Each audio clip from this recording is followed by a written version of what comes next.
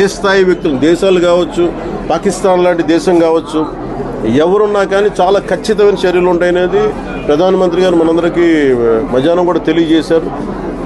ఇది ఇలాంటి సమయంలో ఇర్రెస్పెక్ట్ ఆఫ్ పొలిటికల్ పార్టీస్, మొన్నటికి మొన్న వక్ఫ్ ల్యాండ్ సమయంలో కూడా విభేదించిన వ్యక్తులు కూడా ఈ రోజున ఉగ్రవాదం సమస్య వచ్చేటప్పటికి అందరూ ఏకతాటిపై నిలబడ్డాం. ఇది ఖచ్చితంగా అందరూ అంటున్నది ఒకటే మాట, ఇది మీరు హిందువులా కాదా అని చెప్పి టార్గెట్ చేసి మరి చంపారు. It's targeted Hindu killing. ఇది there is no second thought about it.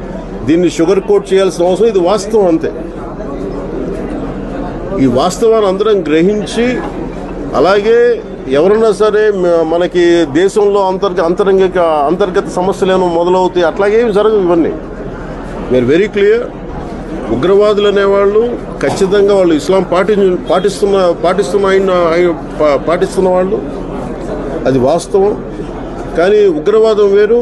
అలాగే మామూలుగా శాంతిపూర్వకంగా శాంతి భద్రతలను కోరుకునే ముస్లిం సమాజం వేరు. అది స్పష్టత మా అందరికీ ఉంది, ఎన్డీఏ ప్రభుత్వానికి ఉంది, అది మా అందరికీ క్లారిటీ ఉంది. కానీ ఉగ్రవాదులు మన కశ్మీర్లో చేసిన మటుకు హిందువుల్ని గతంలో కశ్మీరీ పండిట్స్ని 3 లక్షల మంది కశ్మీరీ పండిట్స్ని ఎలా టార్గెట్ చేసి కొన్ని శతాబ్దాలుగా అక్కడే పుట్టి పెరిగి సాటి ముస్లింలతోటి పుట్టి పెరిగి అలాగే ఉంటారు. అక్కడ మీరు వెళ్ళి చూస్తే కశ్మీరీ పండిట్కిను కశ్మీరీ ముస్లింకి తేడా ఉండదు, అందరూ ఒకటే జీన్, కాదు ఇద్దరు మతాలు వేరంతే. కానీ హిందువులు అని చెప్పి ఆ రోజున 3 లక్షల మందిని టార్గెట్ చేసి చంపేశారు కొంతమంది ఇంతే దారుణంగా. ఆ రోజున మనకి ఇంత మీడియా లేదు, ఆ రోజున మనం ఎవరు స్పందించలేకపోయాం. కానీ ఈ రోజున మనం అందరం కూడా స్పందించాల్సిన అవసరం ఉంది. దీన్ని అందాక మాట్లాడుతున్న మీరు ఇలాంటి సమయంలో చాలామంది ఉగ్రవాదుల గురించి నేను ఎందుకు 3 రోజులు నేను పార్టీ నాయకులందరికీ కూడా, మా ఎమ్మెల్యేస్ అందరికీ కూడా ఎందుకు మీరు హాఫ్ మ్యాచ్ ఎందుకు చేయమన్నానంటే, ఇది రిపీటెడ్ గొడవ. ఎక్కడో మన ఉత్తరాదిలో జరిగింది, కశ్మీర్లో జరిగింది, మనకు సంబంధం లేదంటే ఒక బాంబు బ్లాస్ట్ అయినా, లేదంటే మీకు అక్కడ కశ్మీర్లో ఒక తూటా పేలినా, అక్కడ సరిహద్దులో గొడవ జరిగినా భారతదేశం మొత్తం ఆ ప్రకంపనలు వినిపిస్తాయి.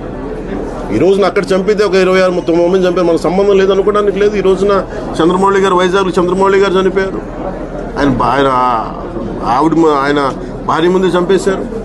అలాగే ఇప్పుడు చూస్తే మధుసూదన్ గారి మొత్తం భార్య, బిడ్డలు, 2 ఆడబిడ్డ, మగబిడ్డ, 3 ముందు చంపేశారు. సో దీనికి అక్కడ జరిగింది, ఇక్కడ మనకు స్పందన లేదు, ఇది మనకు సంబంధం లేదు అనుకుంటే ఇది మనకు సంబంధం. దాని ఉద్దేశంతో నేను 3 రోజులు ఇది హాఫ్ మ్యాచ్ చేయమని చెప్పాను. సగం జెండాని మీరు చేసి ఇది మన సంతాపం తెలియాల్సిన అవసరం. ఆ రోజున నేను ఈ ప్రతిపాదన నేను నాయకులకు చెప్పినప్పుడు, ఆ రోజున మన ఆంధ్ర రాష్ట్రంలో ఉన్నారన్న వ్యక్తులు కూడా నాకు తెలియదు. కానీ ఈరోజు ఒక్కొక్క ప్రత్యక్షంగా నేను వాళ్ళు చెప్తుంది ఏంటంటే నిజంగా కడుపు తరుపుపోయాయి, చాలా చాలా బాధేస్తుంది.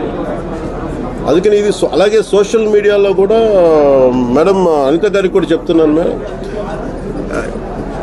నా రిక్వెస్ట్ కూడా ఏంటంటే, ఎనీ యాంటీ నేషనల్ స్థానికంగా ఉన్న సోషల్ మీడియాలో కూడా ఎవరన్నా సరే ఇష్టారాజ్యంగా మాట్లాడినా, భారతదేశ సార్వభౌమత్వానికి కానీ, భారతదేశ సమగ్రతకు కానీ, భారతదేశానికి సంబంధించిన అంతర్గత విషయాల మీద పిచ్చి కామెంట్లు చేసిన, సోషల్ మీడియా కామెంట్లు చేసిన చాలా స్టర్న్ యాక్షన్ తీసుకోవాలని హోంమంత్రి గారిని, అనిత గారికి నేను తెలియజేసుకుంటాను.